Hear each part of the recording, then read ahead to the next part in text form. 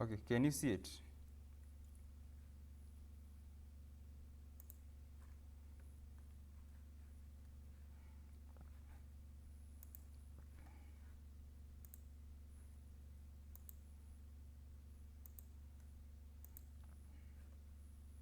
Okay, once you confirm you can see the screen, I'll just go through.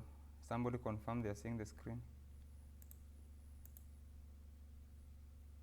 Yes, home screen. Home screen, what about now? You don't see the VS Code around?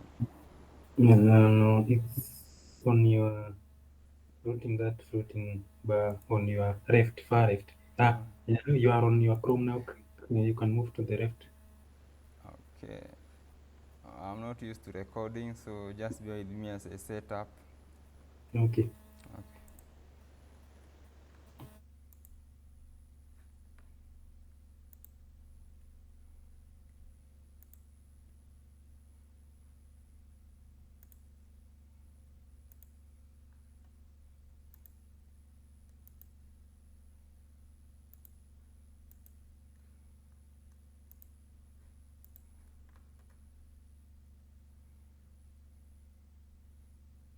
Can you see it now?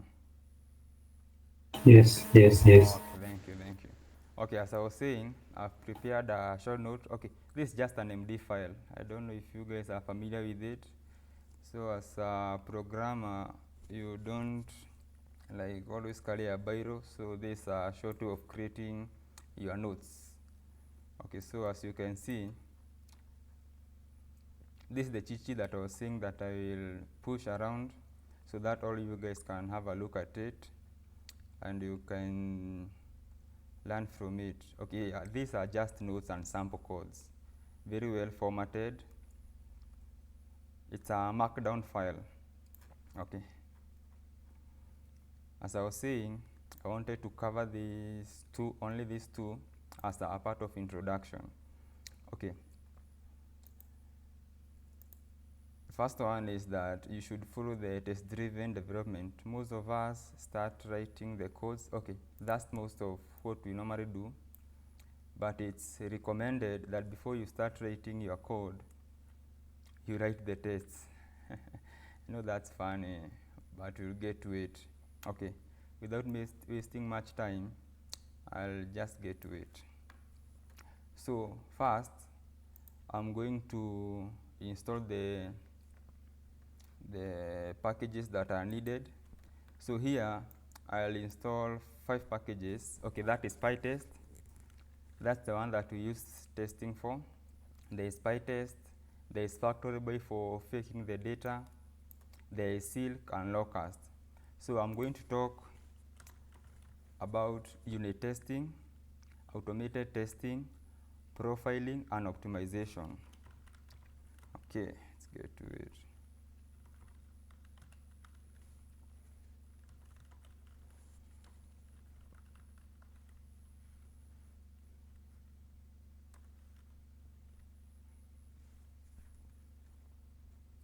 Okay, to begin testing, we are going to create a configuration file for PyTest, the one that it reads to know which test to make.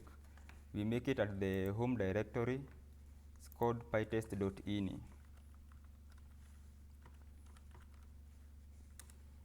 And here we will declare environments. Okay. If you have any question, guys, you will just ask.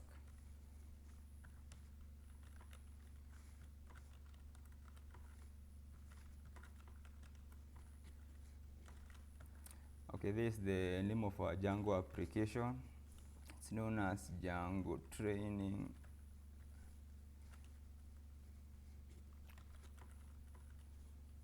Django Training settings.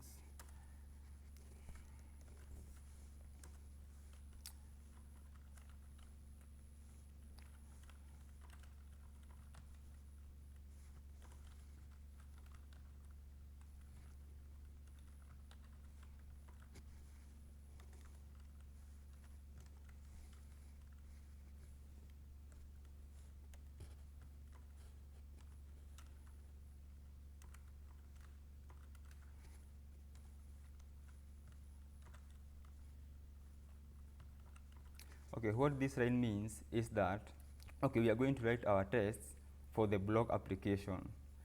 So what this means when we run PyTest, okay, it should look for any file starting with test.py or name test.py or test with any other name, or it has a name test in it. That's what the asterisk means, the all configuration, and that's all you have to configure here. Okay, and before I continue, because this code will be pushed to GitHub, I want to create another branch that it can be merged so that we won't have merge conflicts.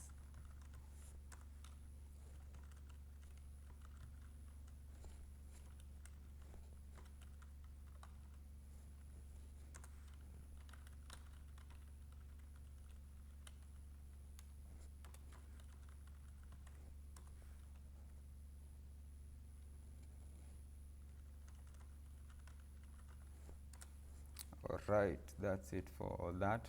Okay, now we are done with this file. Next, we will go to the application that we want to create tests for. Okay, it's recommended that you create a folder because you can have many files to tests. So you can have them in a single environment. So we will name it tests. Okay. And before we continue, can you see this test file? Okay, you can still write your test here. For instance,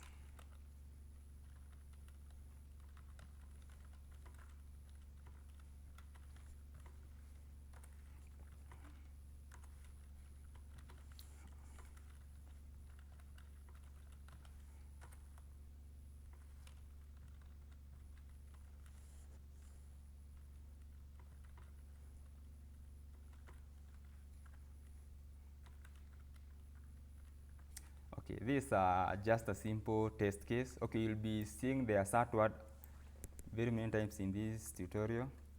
So assert means just assert that this is correct. Okay, let's see if our package finished installing. Okay, they have been installed. No.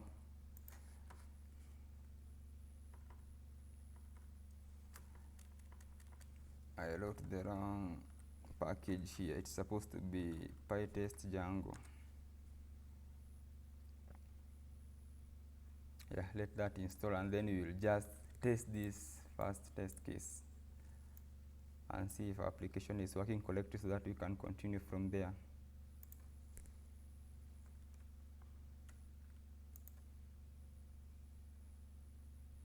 Okay, so for any question before we wait for this to start? Yes, you can explain this again. Maybe. Okay, which one? This one, test.py. This pytest.ini. .py, tests.py. Okay, this. Okay, as I mentioned here in this file, our test files, okay, you see Python files. If it exists any file starting with tests, or test and some characters, or init has in our test, it will figure out that that one is a test file, and so PyTest will run the test in the tests. I don't know if that's clear. Okay. For instance, can you see this test file? Yes. You see it starting with tests. Yeah. Okay, so PyTest looks for the word test or tests, and then runs the test on that function. Okay. Okay.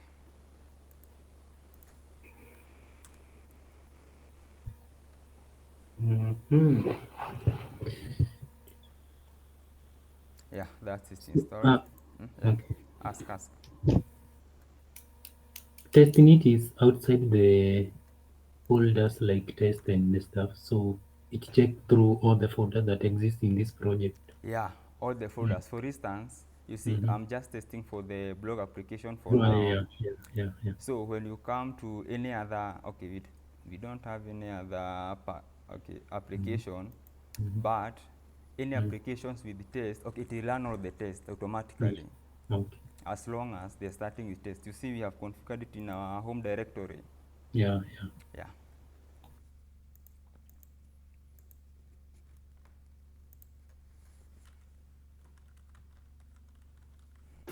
And is the current test that there is that function you have defined in line number 3?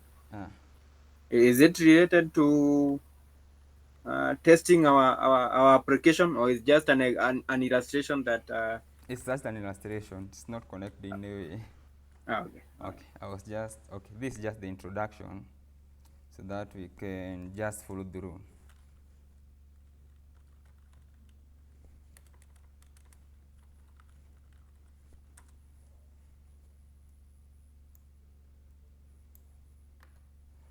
Okay, so as you can see, so far you have one test. Okay, anybody seeing this?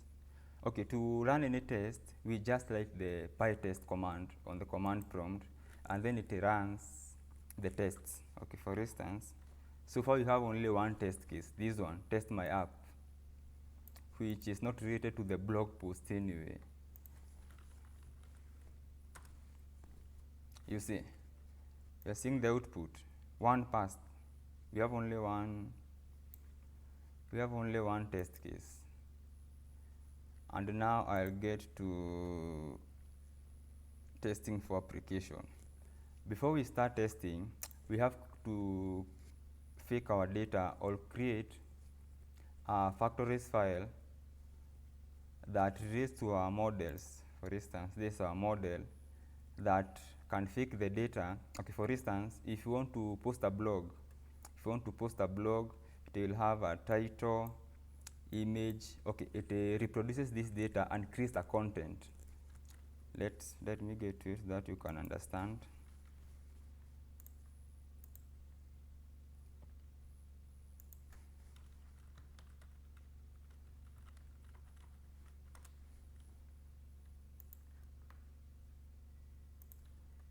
For this, we will need another package called factory boy.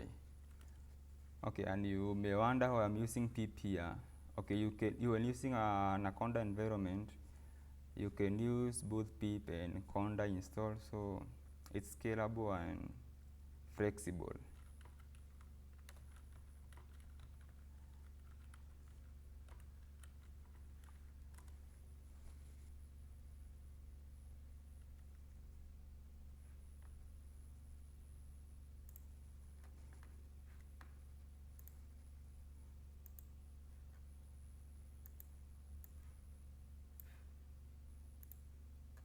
Yeah, it has finished installing. So we get to it.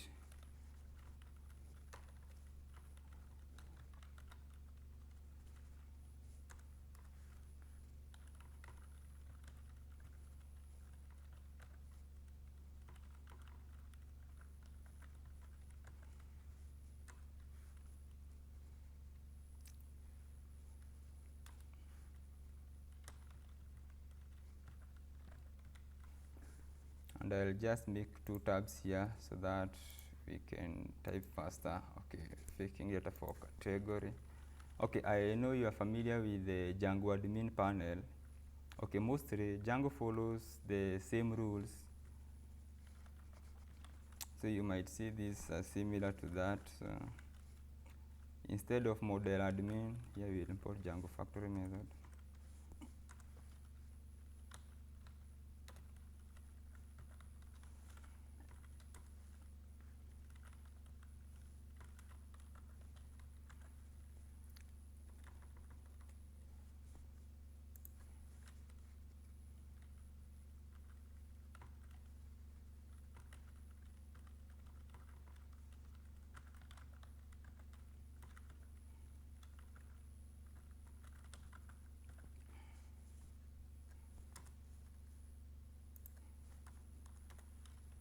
Okay, and then you'll start faking our data.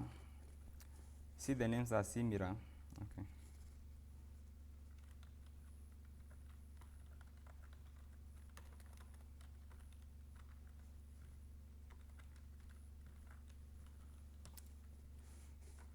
Okay, this means it is just a word. The name in the category is just a word. Okay, you'll see what that means when we later the factories.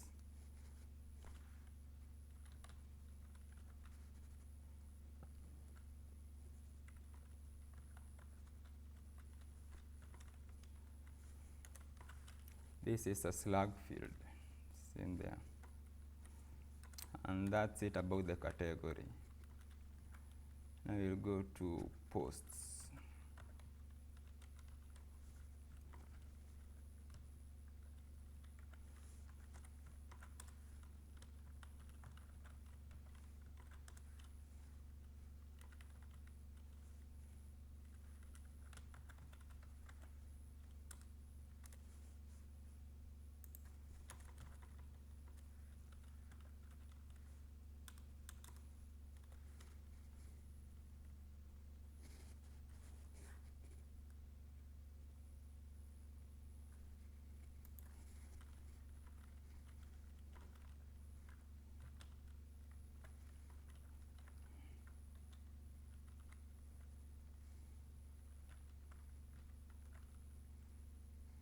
Okay, for a title, it's normally a sentence. Okay, notice the difference of the wording you are using. Here you are not using any char field or int field. We are just using the factory mode. Okay.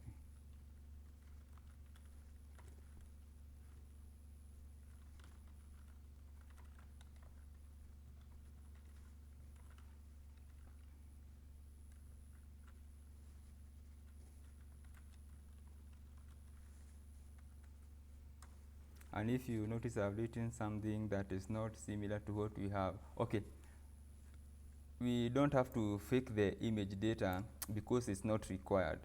But when you go to fake category, you can see it's rated on 1 to 1. This is the public key. Okay, this might be a required field. So we will leave the image and continue.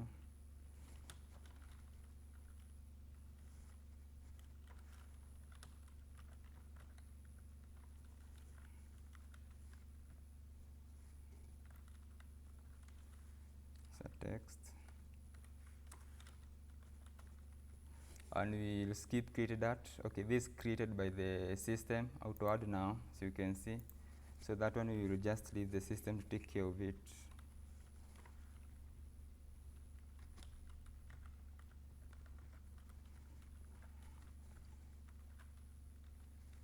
And this one, since it is an inherited field, so we'll just use the category factory.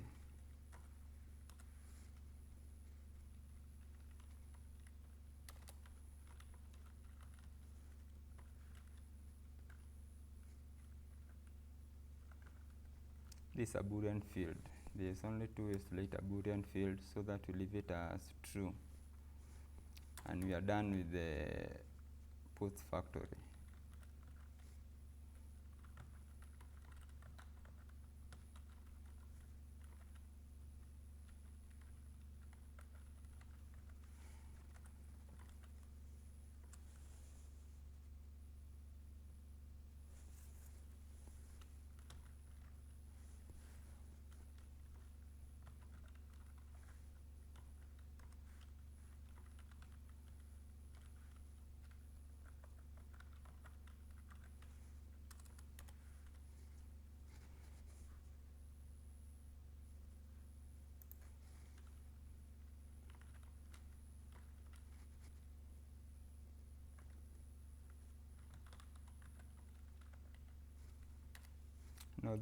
Now this should be a subfactory field, not a faker field. Okay.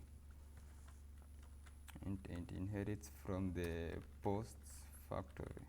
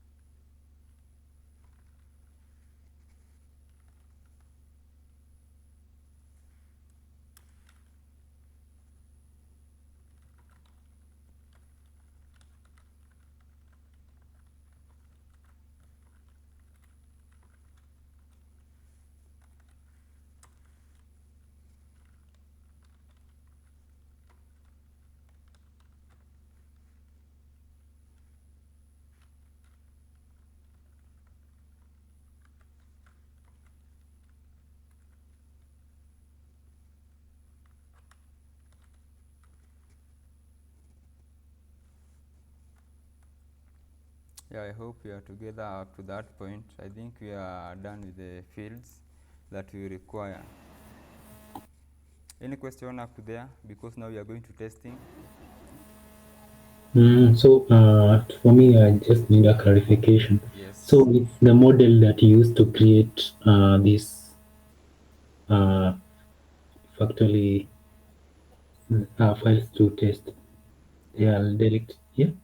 Come again. So you use model to create this tests. Okay, we don't. Okay, not necessarily.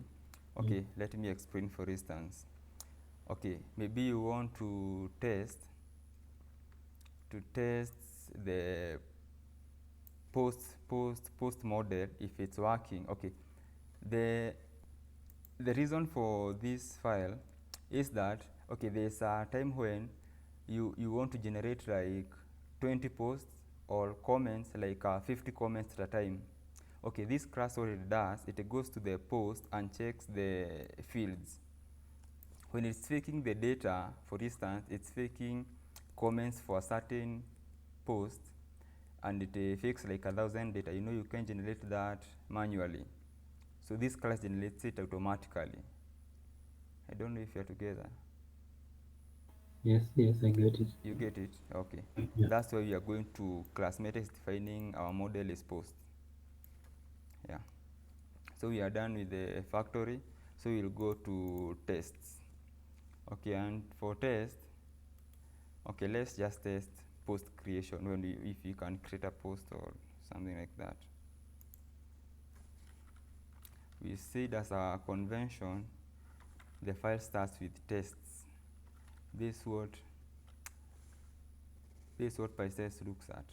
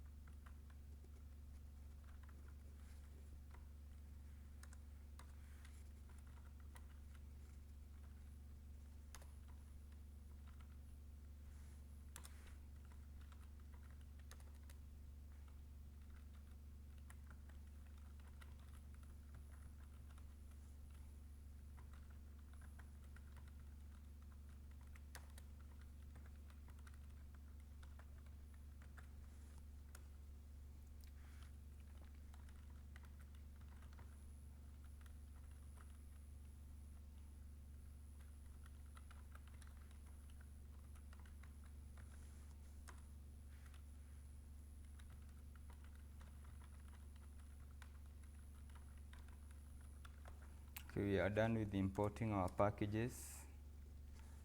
So let us create our test case.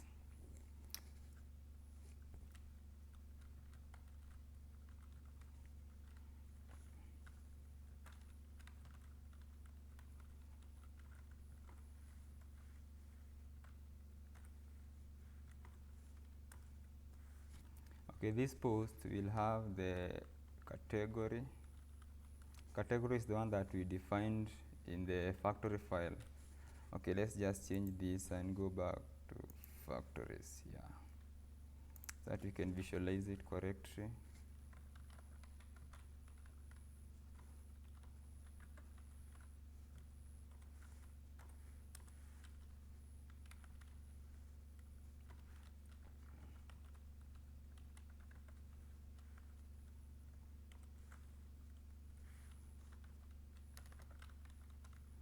And category will be category. All right. Now, when we call this data like that, it will generate a category and then create a post with these features, all these. Okay, let us start asserting if it will create.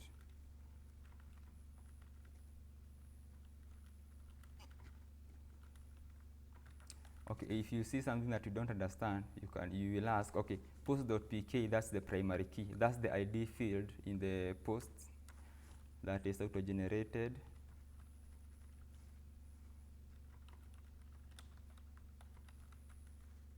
Okay, we are starting with a simple test case, so that I'll just write 2 more that are more complicated and comprehensive, and we'll see how that goes.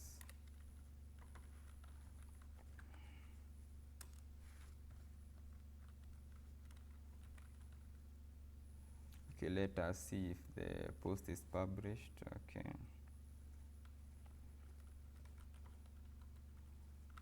Okay, that will look if the post is published. We can look if there is a title in the post.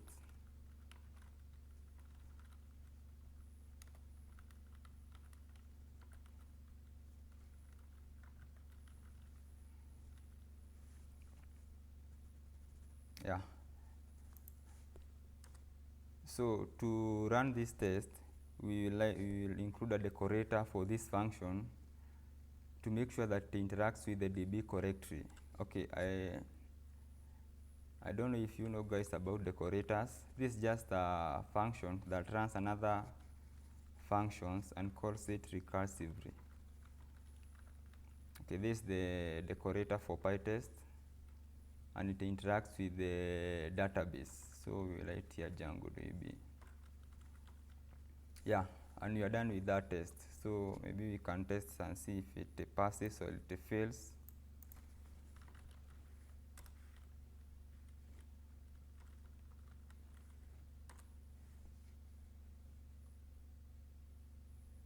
Okay, you see, we have 2 more pass tests. Okay, this done. So now, let us write another post, okay, another test to test if our user can be able to get a blog, okay, to retrieve a blog from the database. Okay, so file question. Okay. Let us test for post retrieval. And this takes a parameter of client. Okay. This is similar to a client who is in a web browser and requesting for a certain resource file. Okay, the post is the post factory class that fixes the data. This is just an instance of a post. Okay, and the URL that we are going to get that post. So here, we'll just come at the URLs file and look at the URL. This is the URL that we are going to use. Okay, this one is just getting the blog details for a certain blog. So we are going to use that URL. Okay, so URL. This is the reason for this reverse we imported here. Okay, we look at the name of, okay, sorry guys.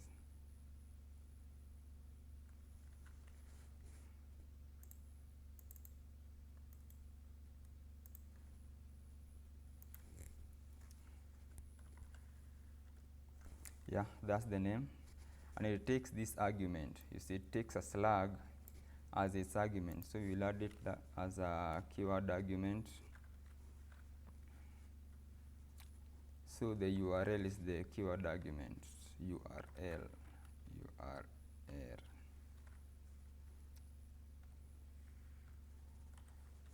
So here, you see we already generated a URL for the factory, okay, for the data.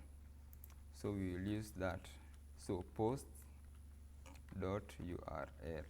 So this one goes to the post and fetches this URL.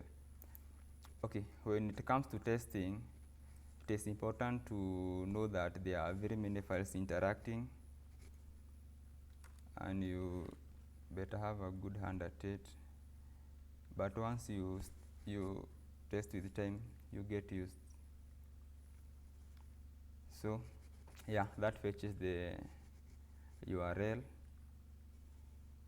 Okay, let us now test the response.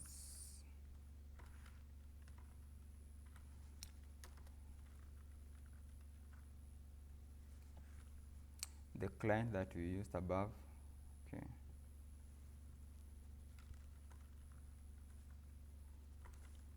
For that URL.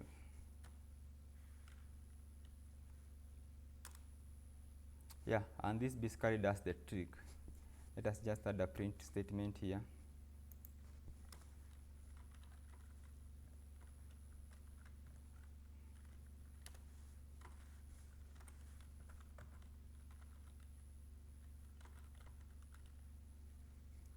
Okay, you can just give it a name.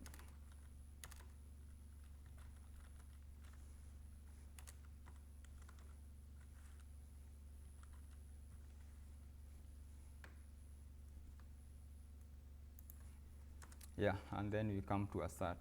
So assert statement is in every test case because that's what gives us the output. So for every test case, it's important to know that you must have an assert statement.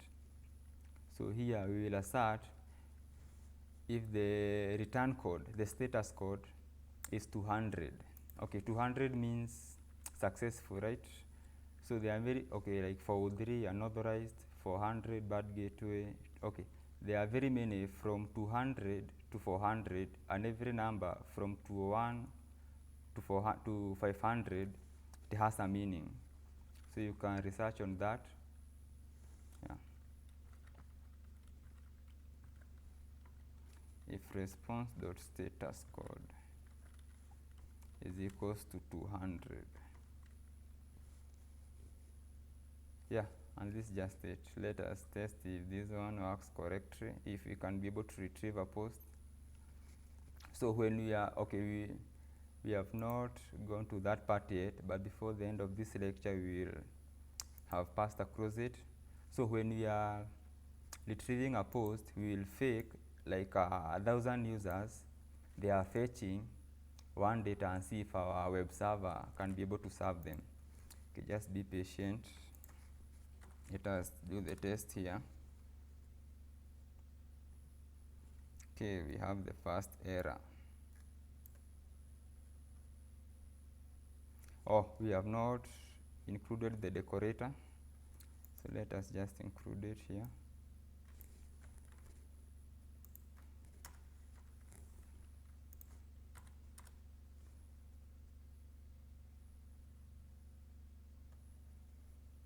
Okay, the image attribute. Okay, the error that, okay, you remember we excluded the image from this title. Now you are getting this error that we must have an image. Okay, so for this case, I'll just generate an image and just include it in this context, because for factory, you see we have a sentence, we have a slug, we don't have image field or file field. So I think we have just to create our own images. I don't know if you guys have interacted with image analysis. So this code, you can ask if you have any question. So we'll use our the pillow method to just fake images.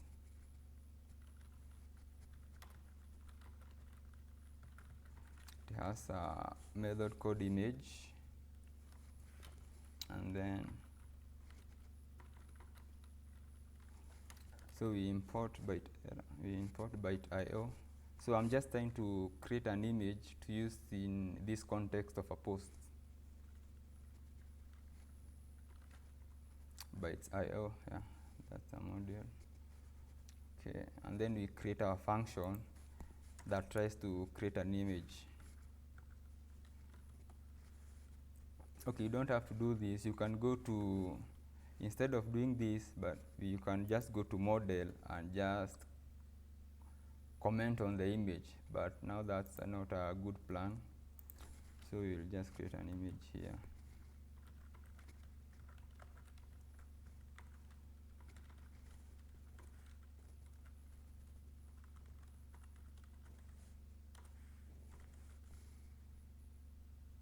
Okay, and if you have any question, you can just open your mic, because for now I can't see the screen where you guys are at. If you raise your hand, I can't be able to see you, so you can just open your mic and speak up. Okay. We are trying to fake an image, so the image will have a size. Okay, let us just give it like 100 by 100.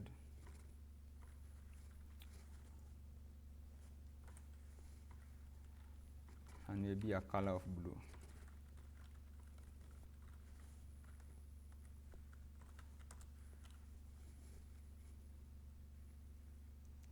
All right.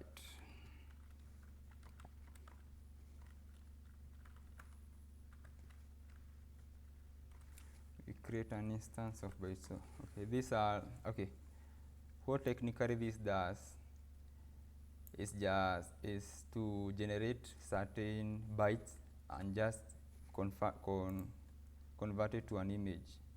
This bytes input output.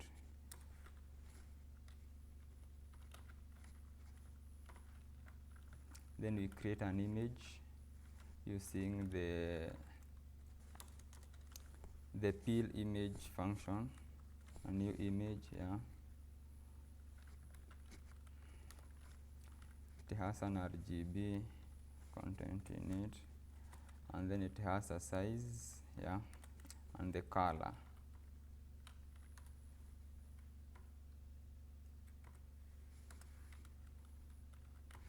Then we save the image.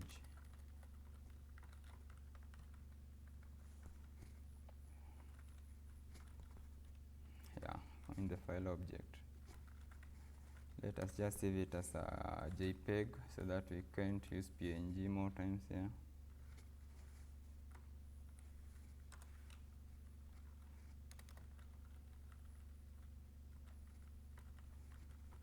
Yeah, we see cat index 0, and then we return that image. For this, we will have another package here called content file, so let's just import it.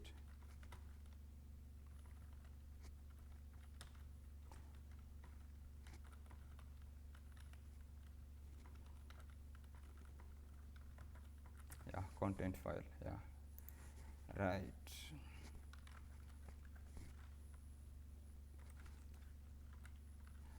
File log, yeah, we will try to read that image, .read.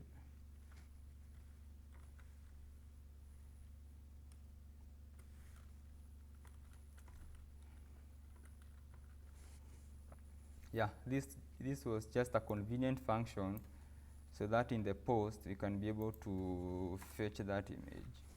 Okay, so we will add the image here that we disregarded the first time. Yeah, we wrote it here with a lambda function to make it easy.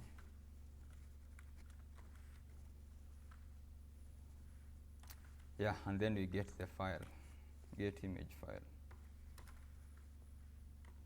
Yeah, and I think that should solve our problem. Okay, okay.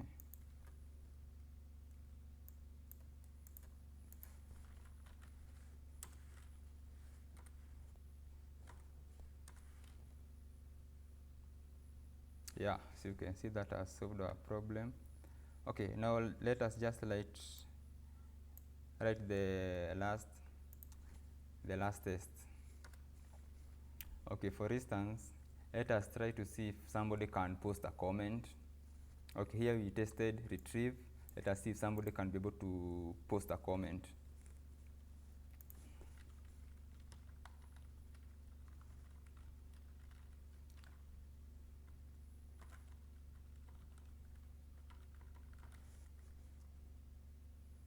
Okay, this was post creation, post comment. The client will be doing that, so we add that as a parameter for our function.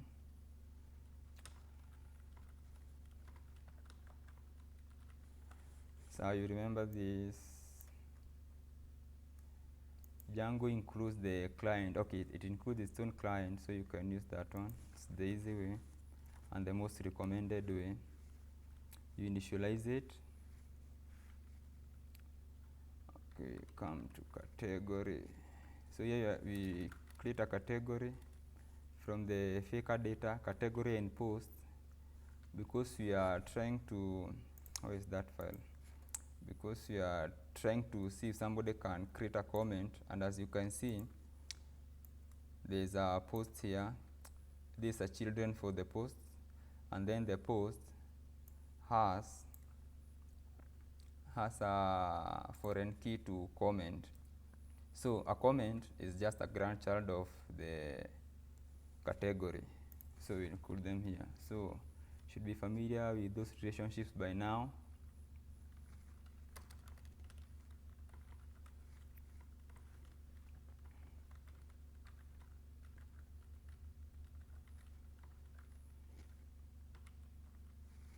Let's just create our own category here for ease of use.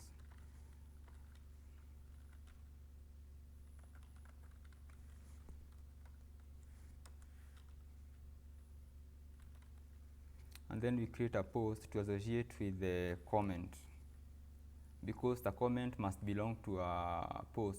Okay, there's no sense in creating a comment when you're commenting about nothing, so we'll create a post here.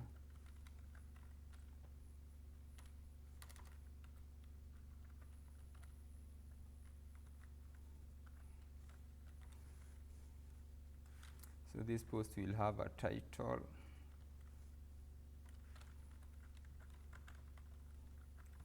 You see here now we're using our own data to comment to our posts.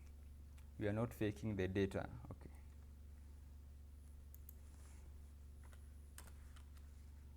And then we have the content.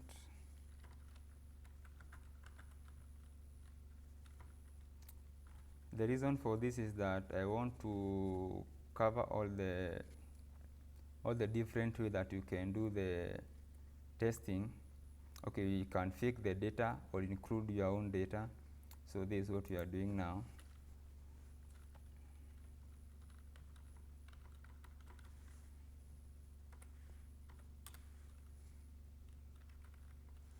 Then we will give it a URL. Let us just create our own URL.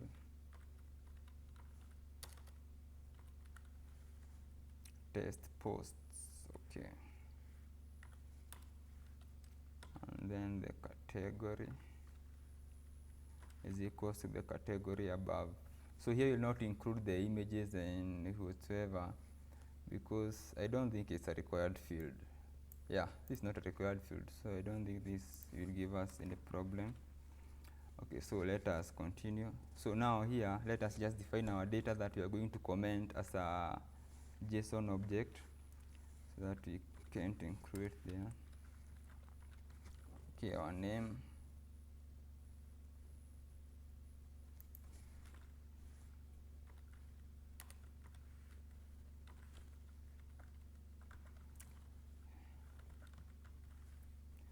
Test user.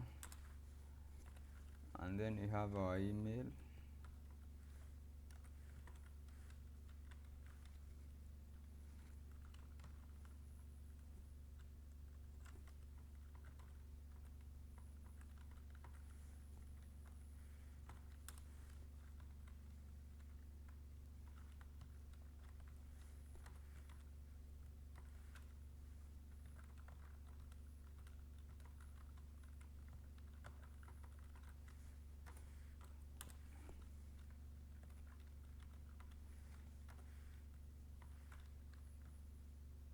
Then the URL, the one that we give their post. Yeah. So now let us try sending a request to the database with the above information. Client, this one.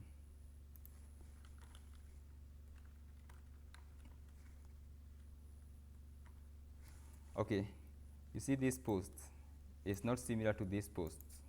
So this post is a method in client that just posts the data, so don't get confused. So they are different. So we will post in, okay, let's see the URL for posting this image. Post comment, okay. This is the post comment. Let me just copy that.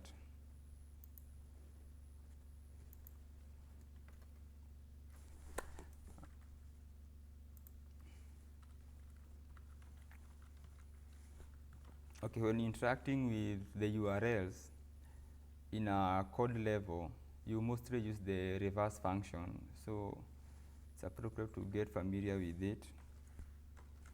So we paste that comment there, and then we post our data, yeah.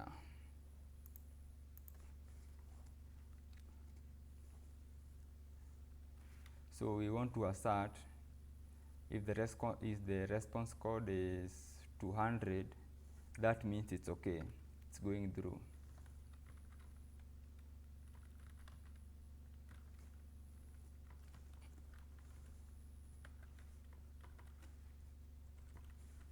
So that means our response is going through.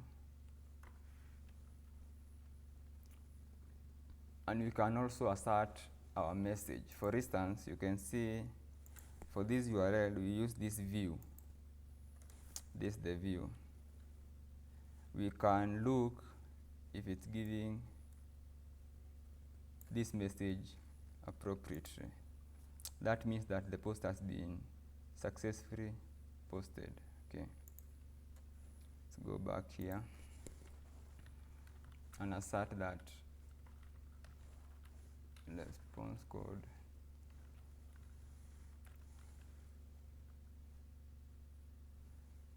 and this is a function.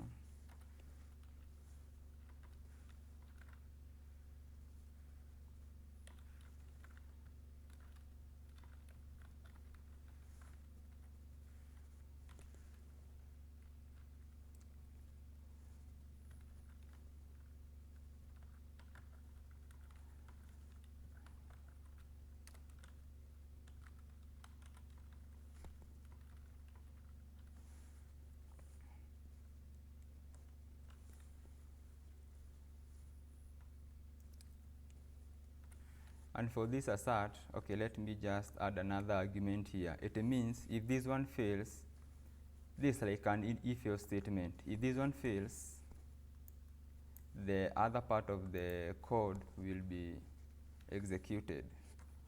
Okay, let me just break the line there. I'll just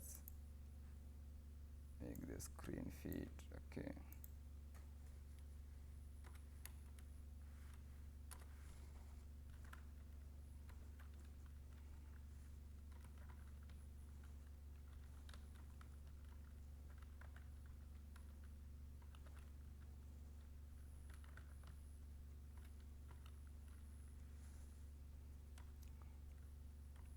I hope you are familiar with using the f function. So the f function, you can just declare the variable inside the double brackets without having to come outside the bracket and comment. Okay, use the variable here that is already defined in our code. So as this.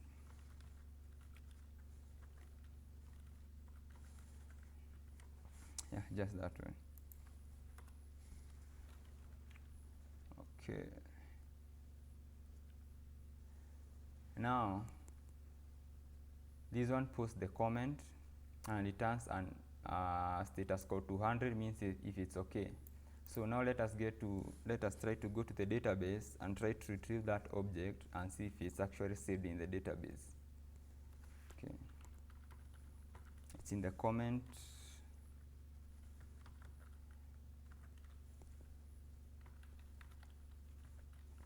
.objects.get. Okay, now we'll try to get this post if it's actually saved in the database. So I hope you know how to use filter functions. Okay, post is equal to the post we defined above this post. And to make sure, okay, an email is equal to this email that we gave. If it's able to fetch the comment, then you can be sure that it was saved in the database.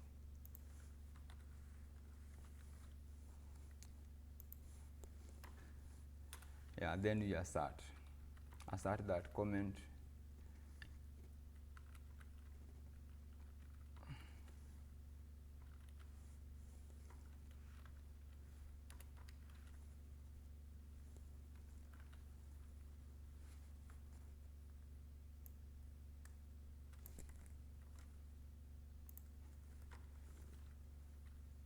Yeah, we assert that's the correct name for the comment,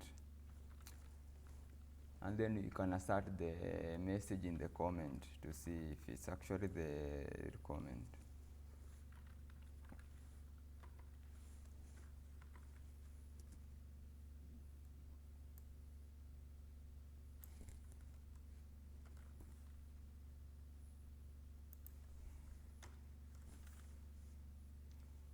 Yeah, and that's about it. So let's try to test this and see if it actually passes.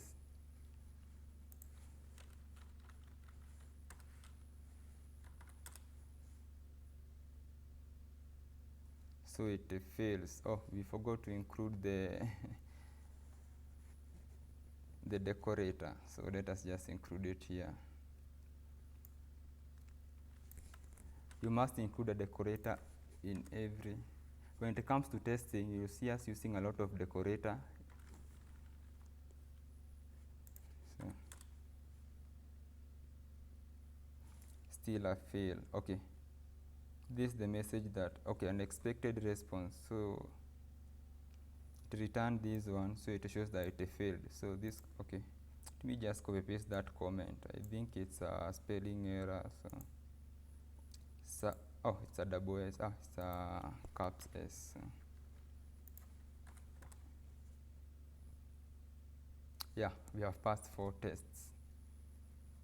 Okay, like this, as far as I'll get to PyTest, I want to get into the next section where it is optimization and optimization, profiling, and performance testing. It's a short section because we'll just be using it in an application in a web browser.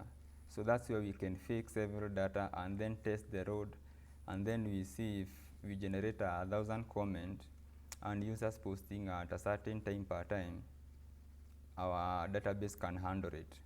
So far, any question before I continue, or any comment?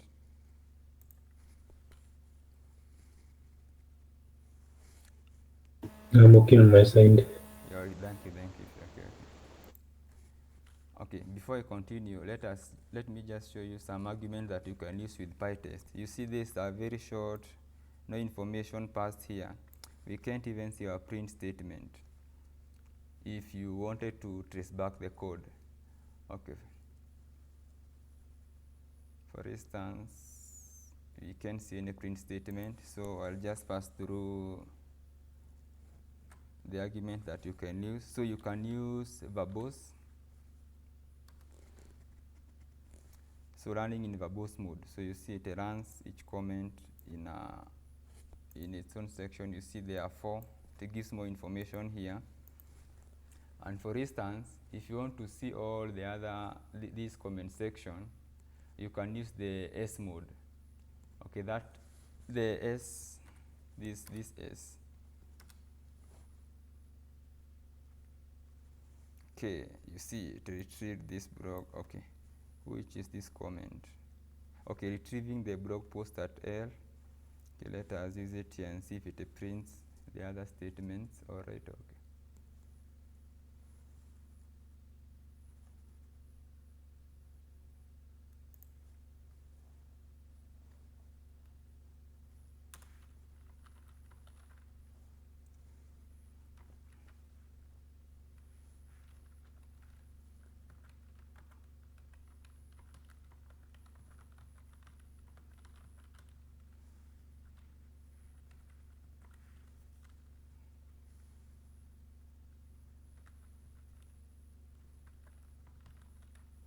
So let us see the status code it returned there.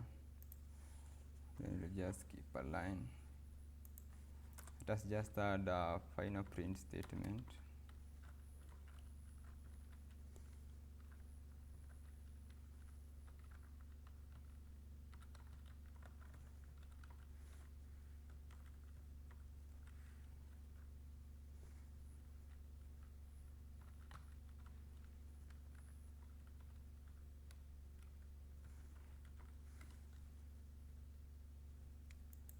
Yeah, this just to trace back. You can have an error and want to see if the code reaches at a certain position. So it's the print statement are used mostly for debugging. So let's see if we retrieve those. Yeah, and as you can see, we print them. Yeah, so that's it for the manual testing.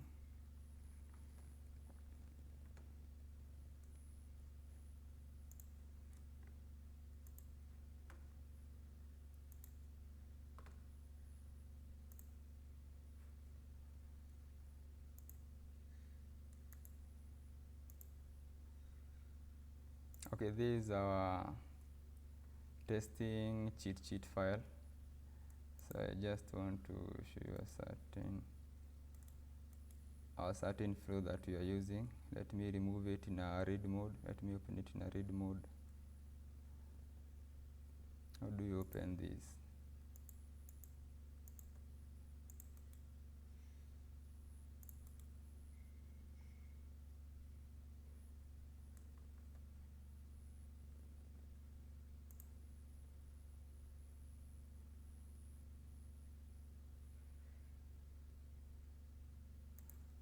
It's not reviewing it, so we'll just look at the raw file. So you have finished the unit testing.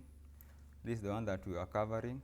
So I've included the steps for the whole process.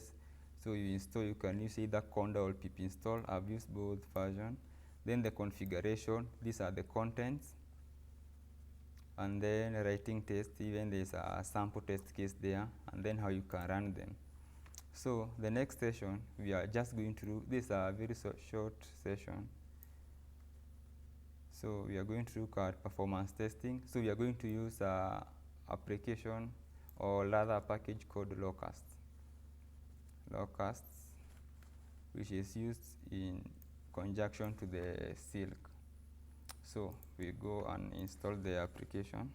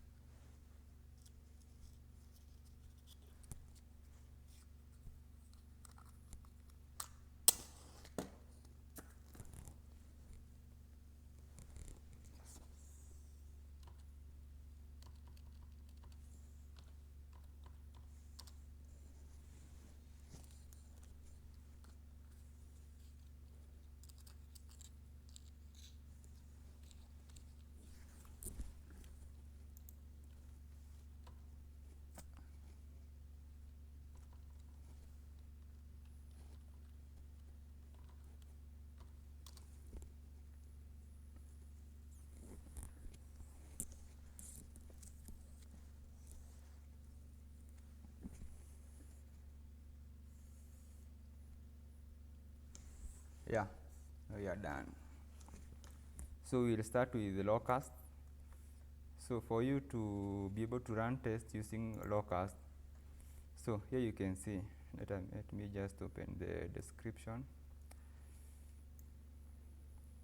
So it's an open source tool. Okay, it's used for performance testing for web applications. Let us see how it's used. So as you can see, the first is to create the locust.py file in the home directory.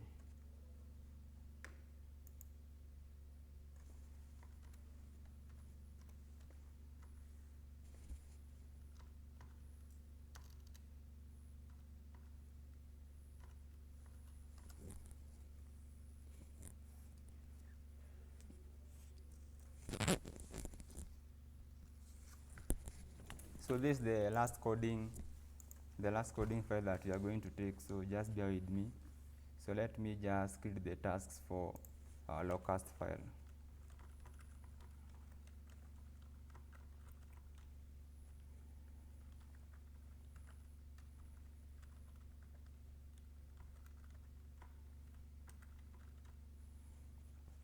And again, if you have any question, ask.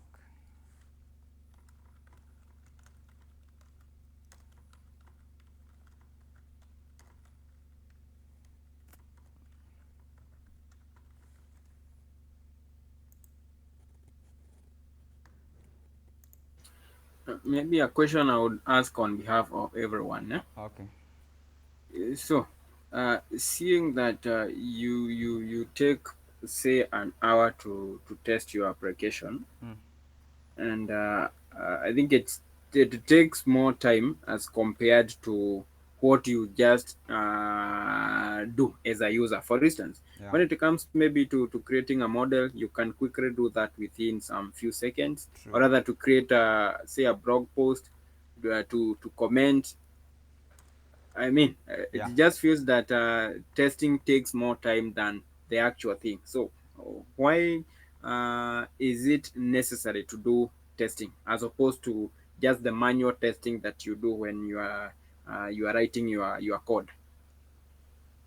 Okay, I'll answer that. So for testing, you might have an application that have many modules that you may not be able to get time to test, and then okay, this is the part that I'm covering now. You see the data that you have fixed so far. For instance, you want to, okay, you have seen that it is easier to just create a file in the database to see if it's working. So maybe you want to generate like a thousand posts within 50 seconds with each time frame, and see if you see the outside world, you don't know what will happen. You can publish your application, and then you get so many users that you may not be able to handle the load. So you might want to stress test your application to see if, for instance, 1,000 users posting at maybe within 1 minute can be able to handle the load. I don't know if that's clear. Have I answered the question correctly? Jama. Yes, Moses. I think that makes sense. Okay, let me now. Okay, let us cover this part, and then we'll see if that question is answered.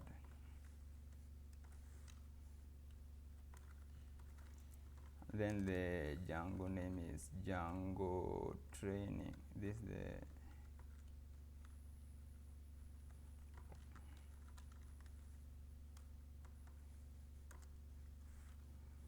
and then we initialize the is that.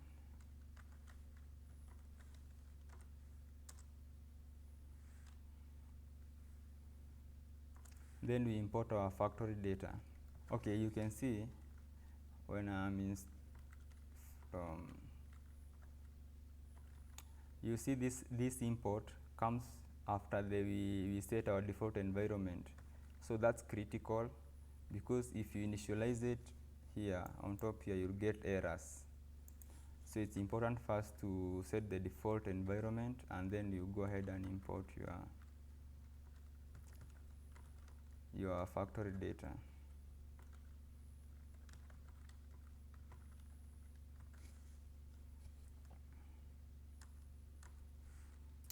Okay, now you get okay, here I want to create two scenarios where a user is commenting, another users are retrieving,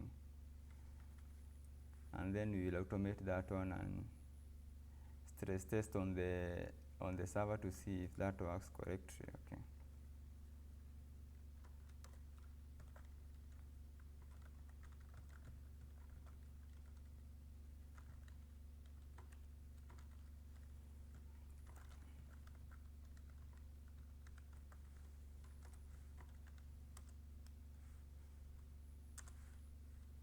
Then we define our first task.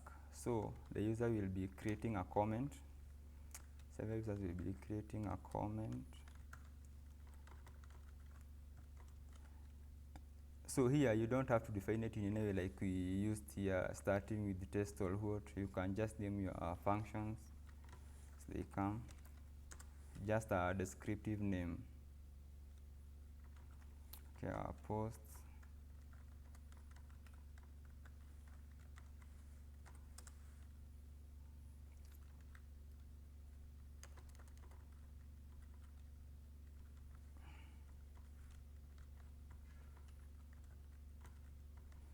So the URL,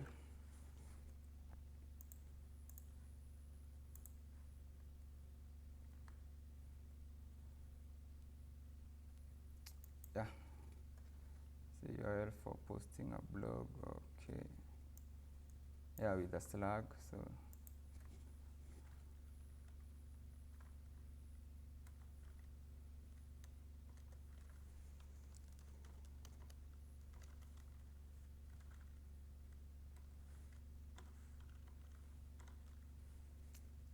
that's the URL, and then the keyword argument is that URL. Okay,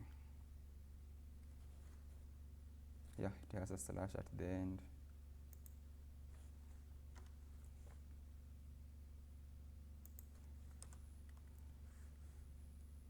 So here we are just retrieving a post where we can create a comment about. So if we are able to retrieve this post, then we will create a comment.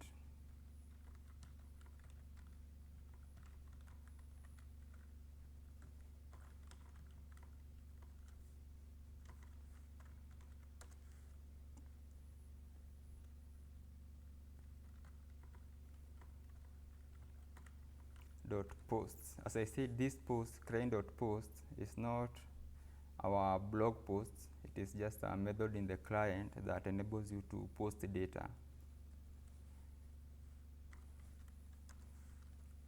So what is the URL for creating a comment? Okay, this one.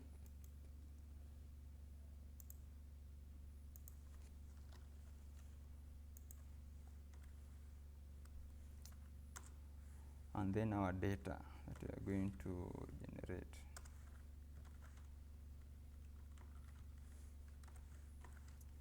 So this is just the post.id field there. Then the name will be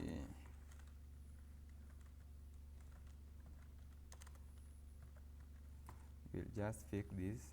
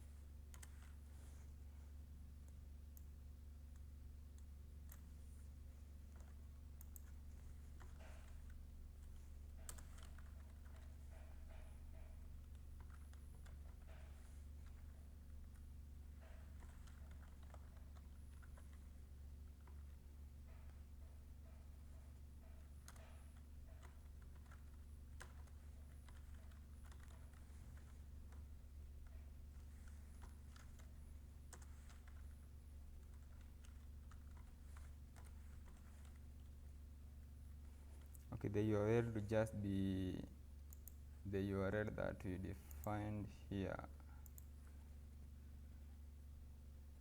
Yeah, this URL belonging to that post. So post.url. Oh, all right. And now we are done with this task. Let us see if users are retrieving the blogs as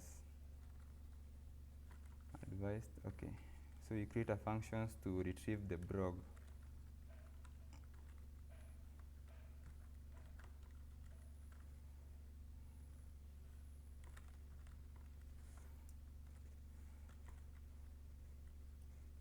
And as you can see, I've used iterated fields, the one that are used hand in hand. It means when creating a comment, a blog must be retrieved. So these tasks come together hand in hand. So that's why I chose to use the blog application to test. Okay, so let us get a blog.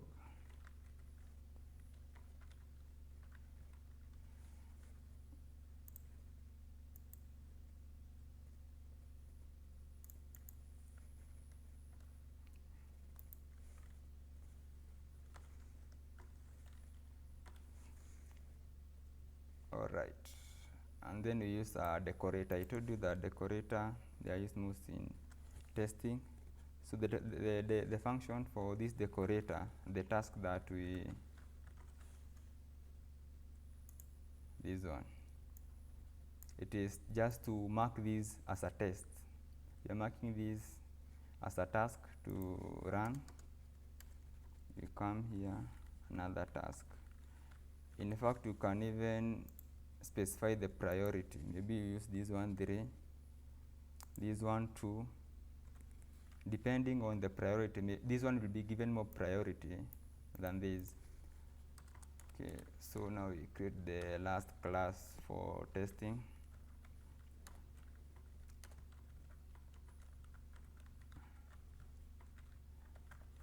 So this is the user, the HTTP user. It affects HTTP user, then that will be creating the comments. So the tasks are the one that we defined above. So this is the task, the user behavior, retrieving and commenting. And we paste it right there. Then we define the wait time. So what this one does is that it will be waiting for the specified moment of time and generates a comment or a post randomly. For instance, if you specify 1:5, between 1 and 5 seconds, a post will be generated. I mean, a comment will be created for a post. Yeah, and we are done with this. So let us just go ahead and test it if it works. So let us first run our Django application. I mean Django server.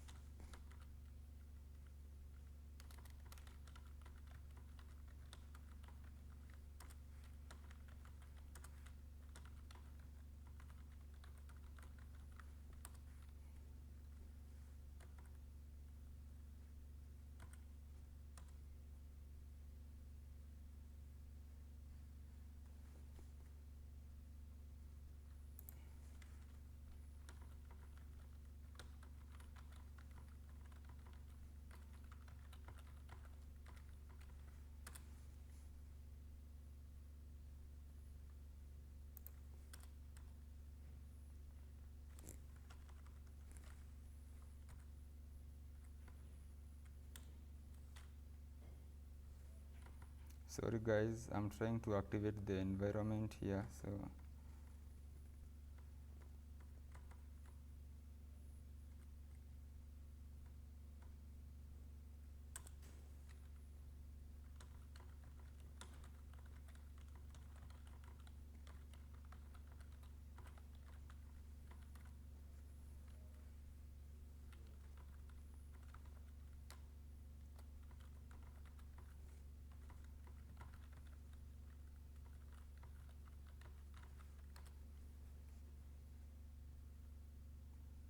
yeah, okay.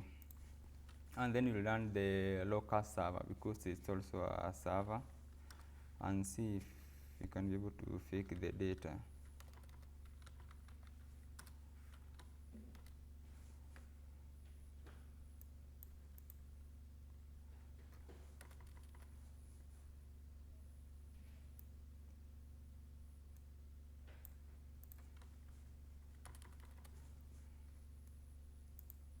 Let me just use the terminal for the post.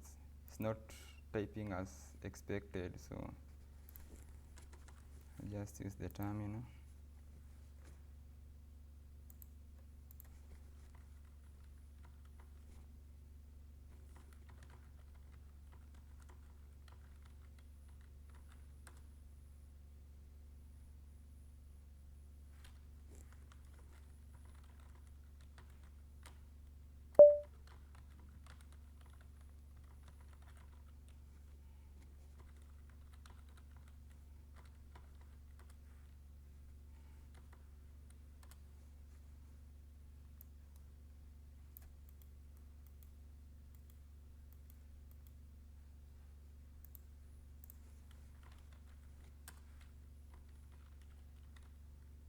So we are running the locust, this file.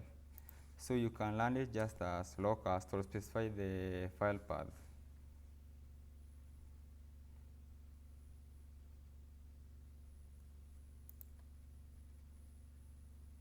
You are getting an error, Django training. Or this one, Django tray.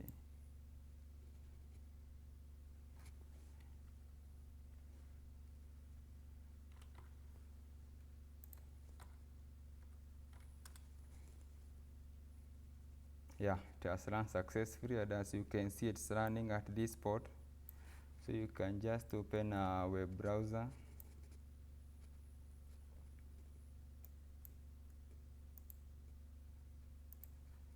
Can you guys see my web browser? Anyone? Yes, Moses. Oh, okay. So we run it at that point. So this is the locus that I've been mentioning. As you can see, for instance, number of users. Let us say that we want one user, and one user commenting. This is just a base case, and then at the host we specify our Django server how it's running. Then we start simulating.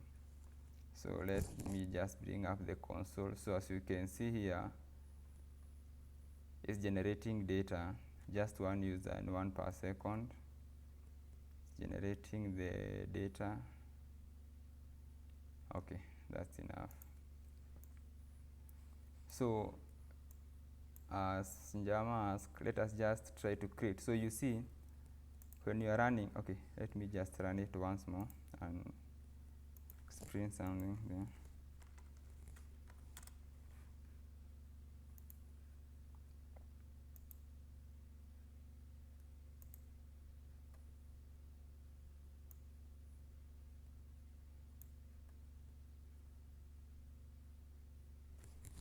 Okay, let's start running.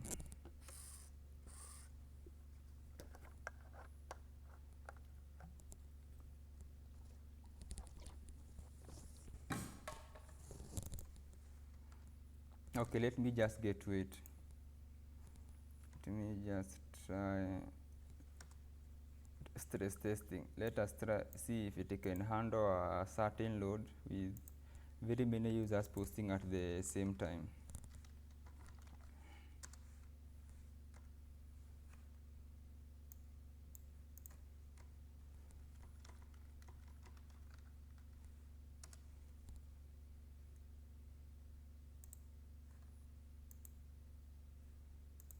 Let us try 1,000 users, each posting after maybe 50 seconds. Okay, this will take much time. So let me just under 100 and 10, yeah.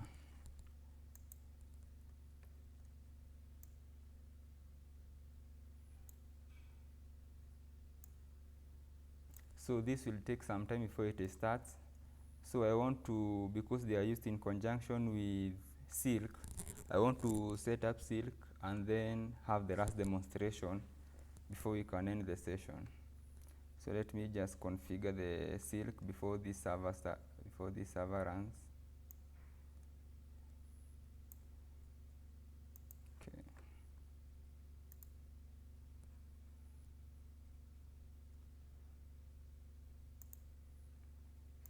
Let me just leave it in a running mode.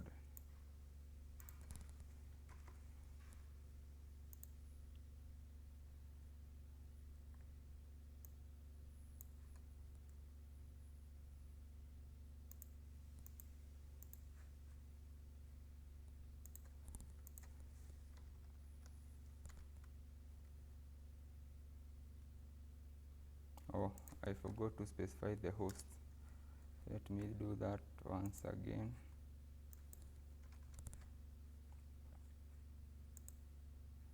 Okay, it's running.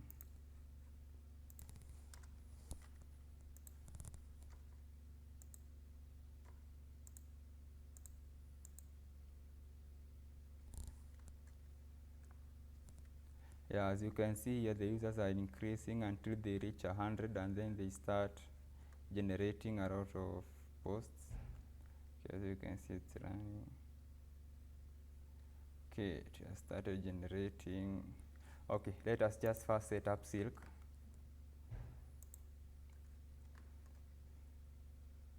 Okay, we installed Silk, so Silk will add it as an app. Where is our settings.py file?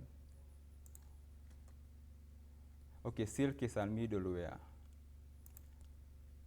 Don't know. Silk. So it's a middleware. So when you look at this cheat code, let us see the syntax of the middleware. Okay, this one. Okay, this one, since we don't use it at production level, let me just add it in the settings.py file. Okay, and come here and say if debug.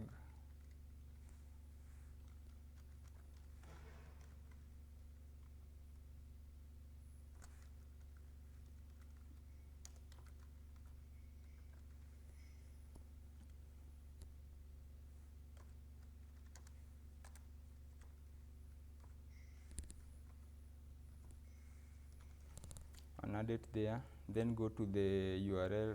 It's called what? The urls.py, because we will retrieve it as a certain URL.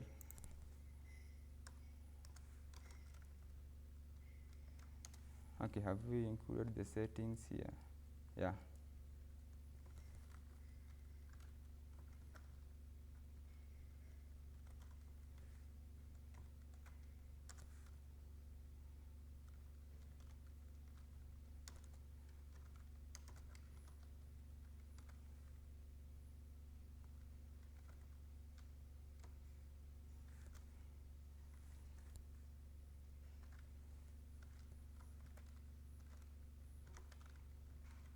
So it's found at this URL.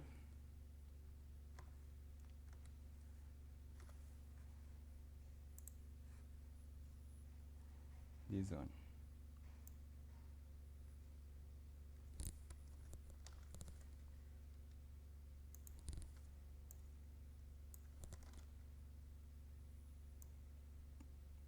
Yeah, and I think that's set up. So this one, it creates a certain table in the DB, so we might have to run certain migrations. So let us see our server. Yeah, so you can see it creates certain tables in our database, the one that store request responses and whatsoever. So we can run our migrations that can run correctly.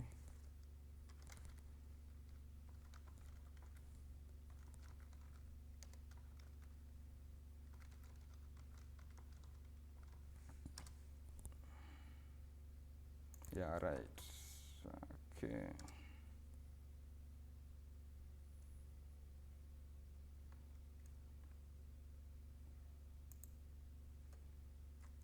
So this one is still running. Let us just stop this one. So as you can see, this one has run correctly. You can go to the charts and see, okay, if it was running correctly and if any data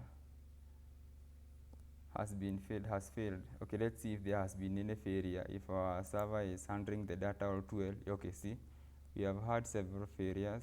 Seems our server can't handle 100 user adding 10 per seconds. But this is just the Django server. So in a production environment, we don't usually use this one. So the other one might be more resilient. So you see it has failed. Okay. Let's reset that. Let's go to Silk. I want to show you how Silk.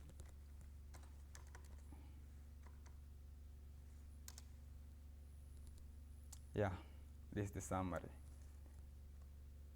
Let's run it once more. So we will add a load here where users add comments and retrieve comments, and then those responses will be logged here. and you can see if certain responses take long, where we can optimize and what we can do. So we go back to locusts and then fake another data.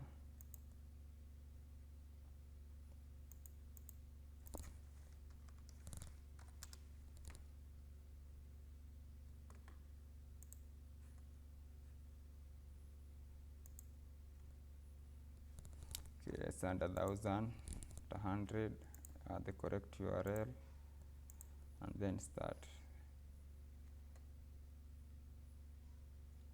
Okay, let's wait until the number will just start increasing. Okay, up to that point, any question? I'm about to finalize the presentation. I would love to answer any question that you guys might be having.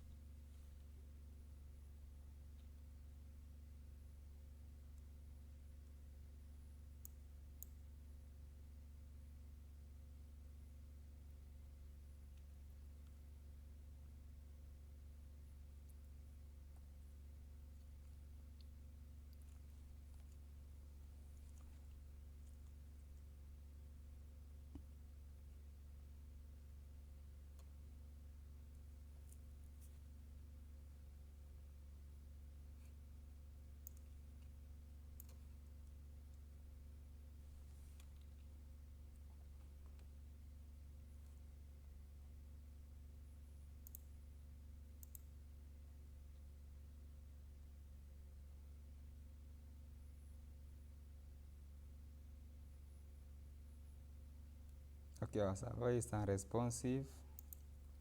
Let us just try again.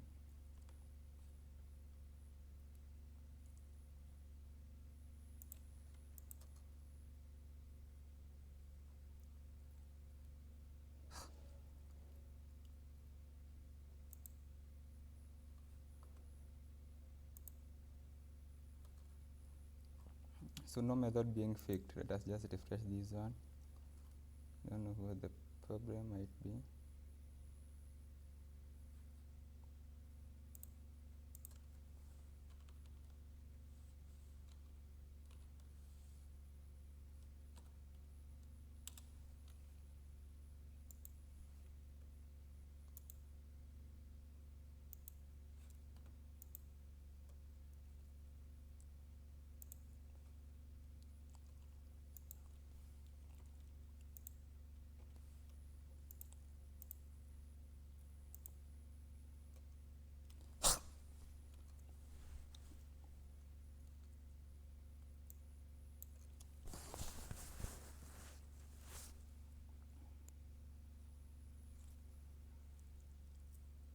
Yeah, it's working. Okay.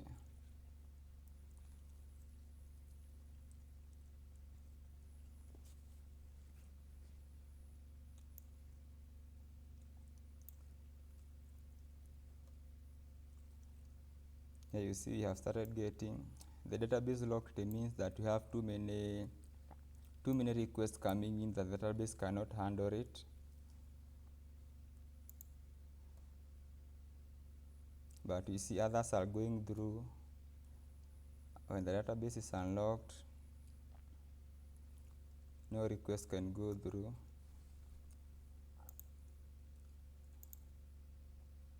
Yeah, we have several failures now. Okay, we can just stop this and go to Silk. Then reload this.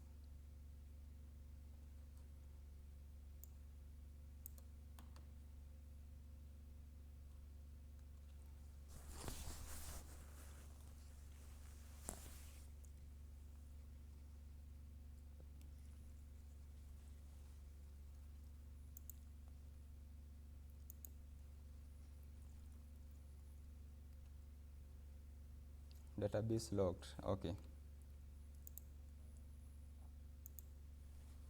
Have we stopped the local server? Let us stop it. As you can see, we are getting so many requests that the database can't handle it. So when you do that, you know that you need to upgrade your DB. It can't handle those requests per second.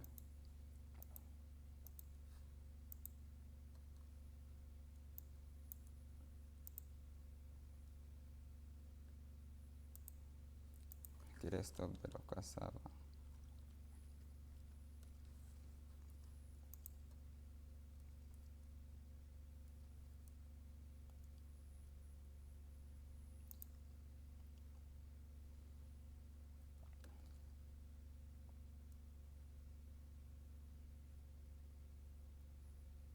Okay. So you can see most time overall. Okay, fetching a blog takes longer than getting a blog. Okay, you can go to the requests.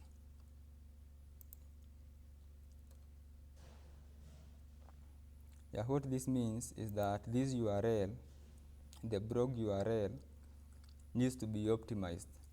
Maybe for instance, okay, there are several ways of optimizing, though we are not going to get into that in today's lesson. I can see the times has already gone too much, but basically these are the basics for testing. Okay, I've tried to cover it extensively so that you can have a general idea.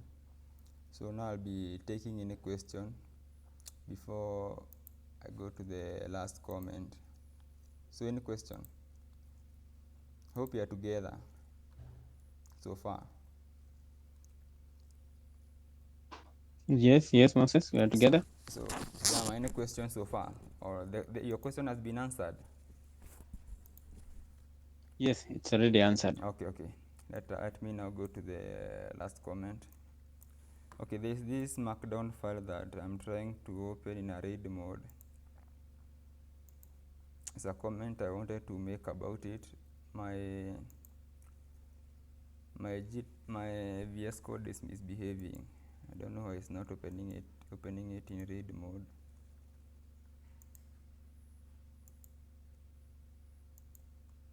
Oh yeah, it has opened it.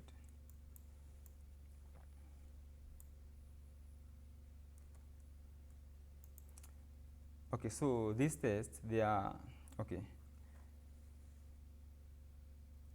Yeah. This one, I hope you can see it, continuous integration. These are the best practices. So most of the time, when we do this test, the test that in the test.py, okay, you might have tested it in your computer, but when it goes to another browser, another system, something fails. So there's a tool called Jenkins. So Jama will be handling Docker tomorrow. So the best practice is you don't usually run PyTest in a production environment. So you usually integrate with a tool called Jenkins. So when you containerize your application, it will run all these tests automatically in a different system. Okay, I know you must be having a question. So somebody asked a question because I don't really know how to explain it, or if I've explained it properly. Do you understand? So maybe you want to, yeah, somebody was speaking.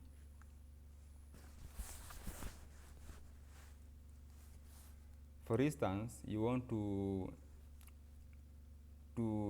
deploy it in a AWS server. So you don't usually go to AWS server and then write the PyTest for your system. So you write your tests and then you ship them in a container. So before you deploy, so the Jenkins server will run all the tests, create a container. If all the test passes, it deploys the container. If one of them fails, you have to fix the error.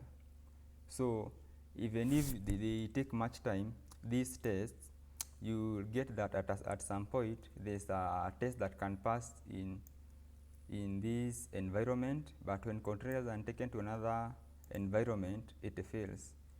So it's always reasonable to integrate your file with Jenkins so that you can run them automatically. Maybe Django will cover that sometime, so it's beyond the scope of this presentation. Yeah, and that's it.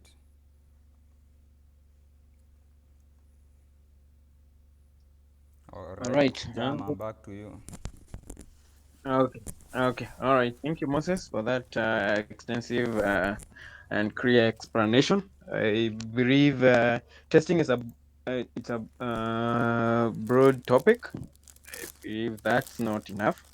There is much to run, and as we have always said, that for these concepts to make sense, it's always good that you do it from your end. And just to quote a retro, something that Moses mentioned, that it might be working on Moses' end, but if you try doing it from your end, it fails. So it's good that you try the same on your end. Also to try to simulate some other examples. And the fact that he has used our existing web application, also do that to your own web applications. And by doing that, you will not only be running, but you also be exposed to the various challenges and errors that exist